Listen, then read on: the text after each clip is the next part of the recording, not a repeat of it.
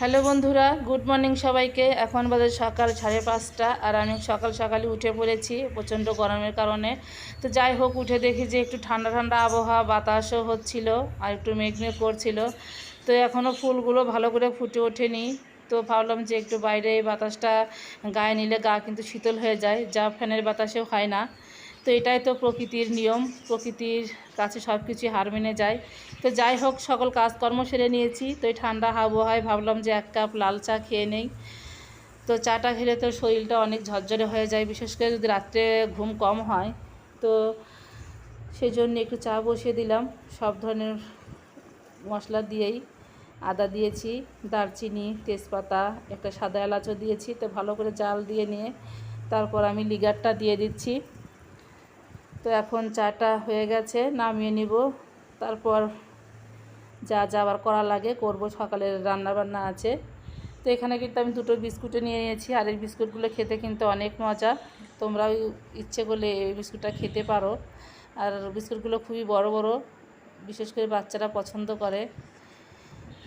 তো যাই হোক বন্ধুরা, এখন চাটা খেয়ে আবার ভাতটা বসিয়ে দিয়েছিলাম।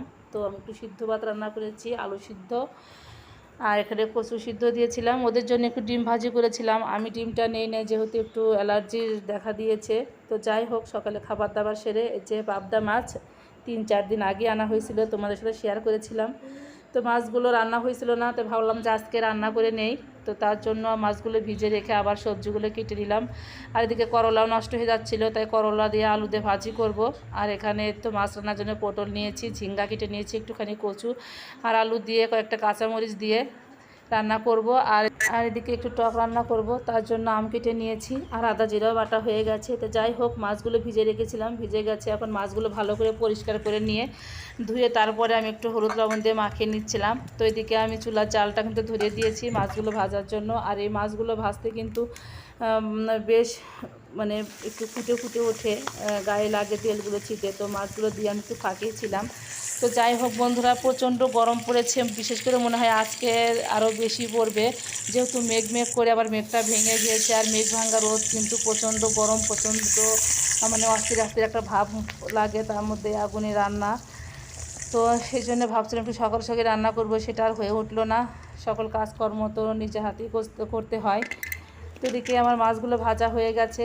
তো কিছু কুমড়ো বড়ি ছিল, তো ভাবলাম বড়িগুলো দিয়ে দিই, নষ্ট করে কী দরকার।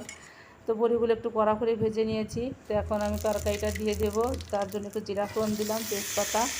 তো সবজিগুলো দিয়ে রান্না করলে অনেক মজা হবে, এটা আমি বুঝতে পেরেছি। কারণ গরমের মধ্যে এই ধরনের তরকারি রান্না করলে খুবই ভালো লাগে, বিশেষ করে মিক্সড সবজির তরকারিগুলো কিন্তু আসলেও খুব টেস্ট হয়। তো আমি একটু বেশি করে মশলা বেটে নিয়েছি, আদা জিরা ধনিয়া বাটা। তো মশলাগুলো দিয়ে ভালো করে একটু কষিয়ে নেব। তো পাবদা মাছের কিন্তু সর্ষে বাটাও খাওয়া যায়, আবার অনেক সময় পেঁয়াজ দিয়ে ভুনা করেও খাওয়া যায়। আর এই মাছটা কিন্তু অনেক স্বাদের। আর মাছগুলো একটু বড় সাইজে ছিল, মাছের মধ্যে কিন্তু ডিম ছিল। তো মাছগুলো ভাবলাম যে আজকে এইভাবে রান্না করি। আর এই মাছগুলো কিন্তু কাঁটা কম থাকে, বাচ্চারাও কেউ অনেক মানে মজা পায় আর কি। তো যাই হোক, আমার দিকে কথা বলতে বলতেই সবজিগুলো কষানো হয়ে গেছে। সব ধরনের বাটা মশলা দিয়ে ঝোল দিয়ে দিলাম। তো ঝোলটা একটু পাতলা করে রান্না করব। আর গরমে কিন্তু এরকম পাতলা ঝোল থাকলে চেটে ফুটে 4টা বেশি ভাত খাওয়া যায়। তো যাই হোক, ঝোলটা ফুটে গেছে, এখন মাছ আর বড়িগুলো দিয়ে দিয়েছি। তো আর একটু জাল করে নিয়ে তারপরে আমি ঝোলটা নামিয়ে নেব। দেখো মানে খুবই সুন্দর, অসাধারণ, খেতে অনেকটা মজা হয়।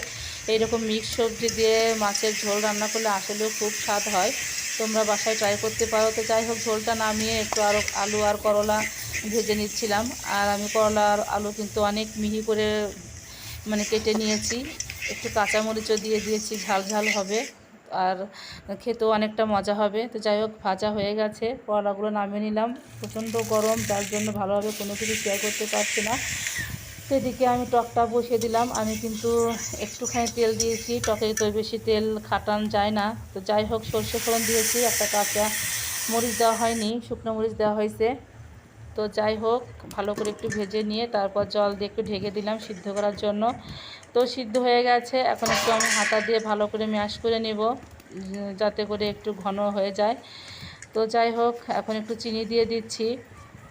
আর আমি একটু চিনিটা বেশি দেবো, যেহেতু পরিবারের সবাই একটু মিষ্টি মিষ্টি ভালোবাসে। তো হয়ে গেছে, এখন আমি একটুখানি দিয়ে দিলাম চাট মশলা, সব ধরনের মশলা গুঁড়ো করে রেখেছিলাম ভেজে। তো এটা দিলে অনেকটা টেস্ট হয়। তো আজকে ফার্স্ট টাইম আমের টকটা বানালাম। তো এদিকে ভাত বসিয়ে দিয়েছি, ভাতটা একটু পরে দিয়েছি সব কিছু রান্না করে।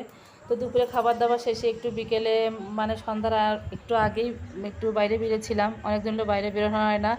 তো আমার বাড়ি থেকে একটুখানি দূরেই নদী, তো নদীটা ওখানে শুকিয়ে গেছে। তো এদিকে একটা বিয়েও ছিল, তো সেগুলো একটু শেয়ার করে নিলাম তোমাদের সাথে। অনেক সুন্দর করে সাজিয়েছে, আজকে গায়ে হলুদ হবে, হলুদ সন্ধ্যা যাকে বলে। তো বন্ধুরা, আজকের মতো এখানেই বিদায় নিচ্ছি। ভিডিওটা ভালো লাগলে অবশ্যই লাইক, কমেন্ট ও সাবস্ক্রাইব করতে ভুলবে না। Tata, bye bye.